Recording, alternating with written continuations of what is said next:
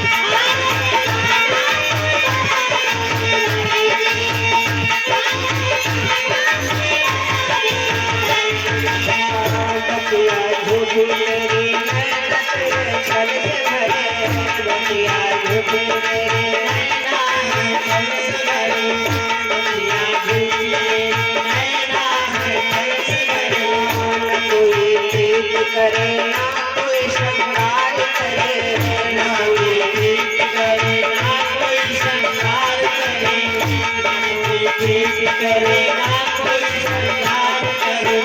बतिया झूठी मेरी नैना तेरे छल से भरे, ना कोई प्रीत करे ना कोई श्रृंगार करे। करे मन मानी दिखावे खुद करोगी,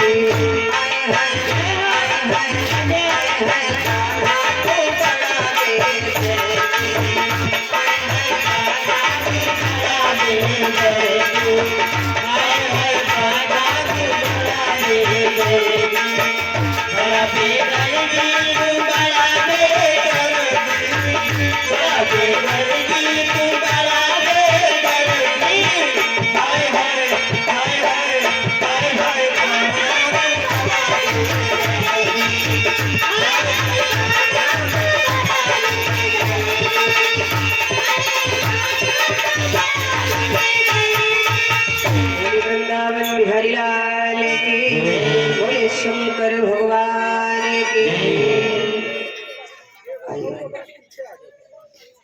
चलते भगवान की पावन चर्चा की तरफ। कल आपने श्रवण किया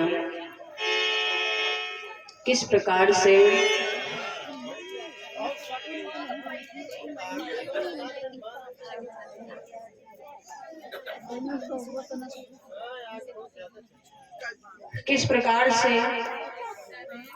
उन भगवान ब्रह्म ने मनु महाराज को वरदान दिया। भगवान शंकर ने मां भगवती से कहा, देवी इस प्रकार से उस पार ब्रह्म परमात्मा ने मनु महाराज को ऐसा वरदान दिया कि जाओ, मैं आकर के तुम्हारा पुत्र बनूंगा और मैं अकेले नहीं आऊंगा।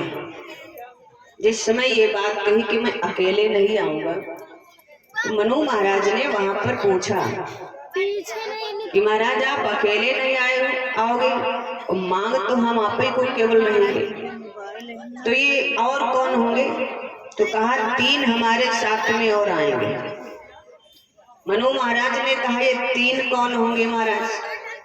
तो भगवान ने कहा सब यहीं पूछ लोगे या फिर कुछ वहां का भी रखोगे?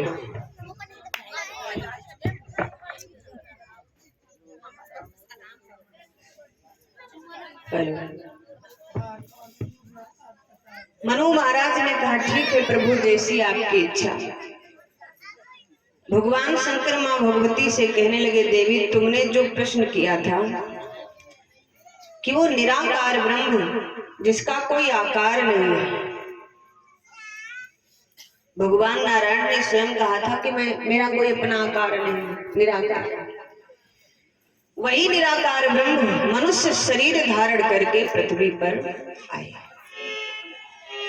मैंने बतलाया 2 कारण। वैसे तो राम जन्म के अनेकों कारण, राम जन्म के हेतु अनेका, हेतु माने कारण, राम जन्म के हेतु अनेका, लेकिन परम विचित्र एक थे, एक से एक विचित्र। लेकिन मेन 2 ही कारण, एक तो वरदान का और दूसरे श्राप।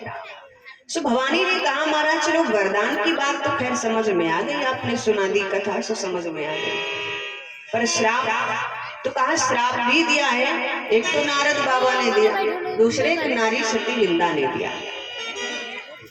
भवानी कहने लगी महाराज नारद बाबा तो भगवान विष्णु के पार्षद थे, मतलब बहुत बड़े भक्त थे, सबसे बड़े अगर भक्त हैं तो नारद ही बाबा है। कहा कि नारद बाबा तो सबसे बड़े भक्त थे भगवान नारायण के, फिर भला भक्त भगवान को ऐसा श्राप कैसे दे सकता है?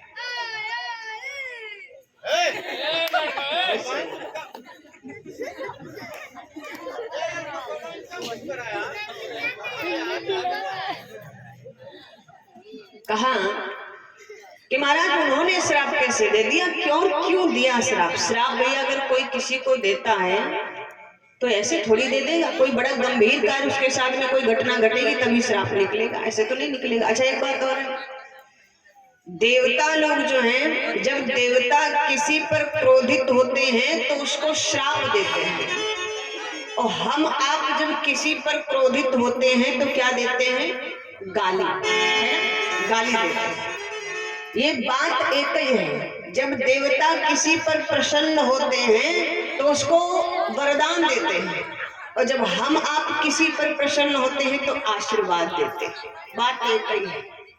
लेकिन थोड़ा वो भाई देवता है, हम मनुष्य हैं, कुछ तो अंतर होगा ही, है कि नहीं?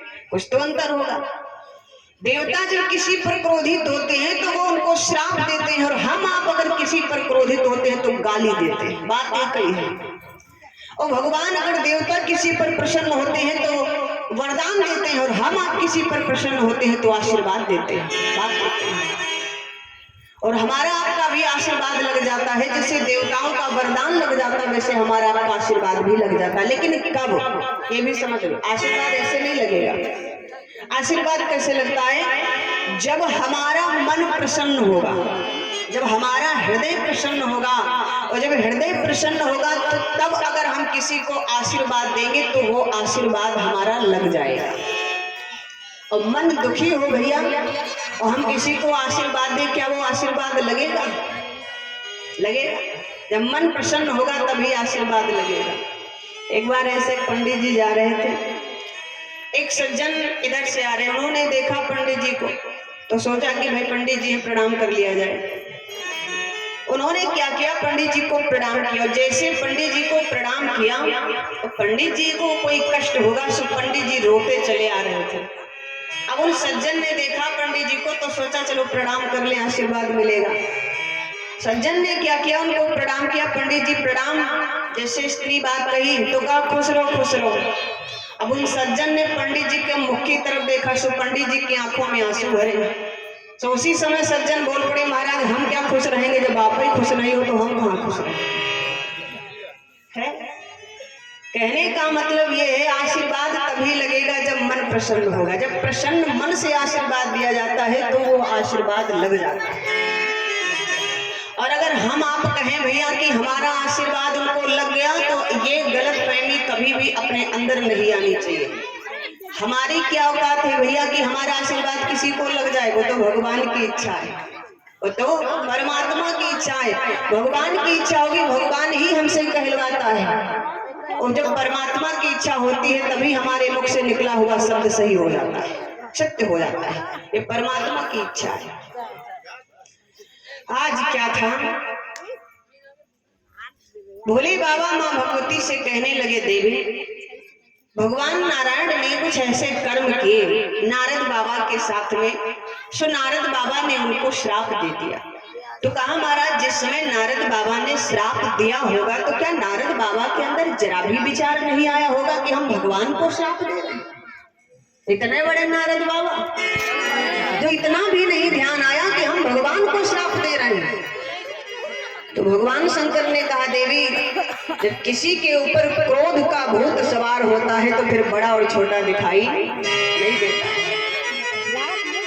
क्रोध का भूत जब सवार होता तो बड़ा छोटा नहीं दिखाई देता, चाहे वो बड़ा हो चाहे छोटा हो। क्रोध में आकर के इंसान कुछ भी कह जाता है। तो भवानी ने कहा, फिर ऐसा कौन सा कर्म कर दिया था भगवान नारायण ने नारद बाबा के साथ में। सो भगवान शंकर कहने लगे, आओ देवी सुनो, श्राप की बात हमने दो कारण आपको मेन बतलाए थे, वरदान का और श्राप का। अब आओ श्राप का कारण सुन लेते हैं कि नारद बाबा ने भगवान विष्णु को श्राप क्यों दिया। और फिर कल दोपहर में भगवान राम का पावन जन्म होगा। संकेत कर दें अपनी माताओं बहनों को, भैया दादा लोगों को, अगर हो सके तो माला फूल प्रसाद हो सके तो जरूर लेके आइएगा।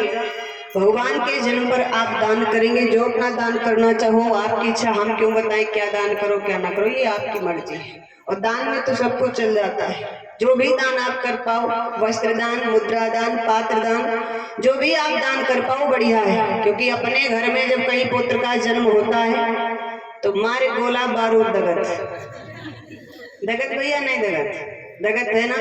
तो कल राम का जन्म होगा और कल हम देखते हैं कि कितने हमारे भैया दादा लोग गोला बारूद लाते हैं, कितनी माताएं बहनें हमारी। हाँ, कल मालूम पड़ जाएगा। अपने लिए हमने कल बोला था, अपनी अपनी बिगड़ी बनावे हर प्राणी और देश की बना दे बात वही नर। अपनी संतान के लिए तो इंसान सब कुछ करता है, लेकिन देखते हैं परमात्मा के लिए कौन क्या करता है, जिसने सब कुछ दिया है हमें। तो कल भगवान राम का प्रादुर्भाव होगा, भगवान राम का पावन जन्म होगा। समस्त भैया लोग, हमारे दादा लोग ज्यादा से ज्यादा संख्या में आएंगे, परमात्मा के पावन जन्म में शामिल हो, अपने जीवन को धन्य बनाएंगे। बोलिए श्री रामचंद्र भगवान की। आज और भी अच्छी बात है, हमारे आपके बीच में संत भगवान पधारे, और जहाँ पर संत भगवान आ जाए समझ लेना बहुत अच्छा ही हो जाता है ना।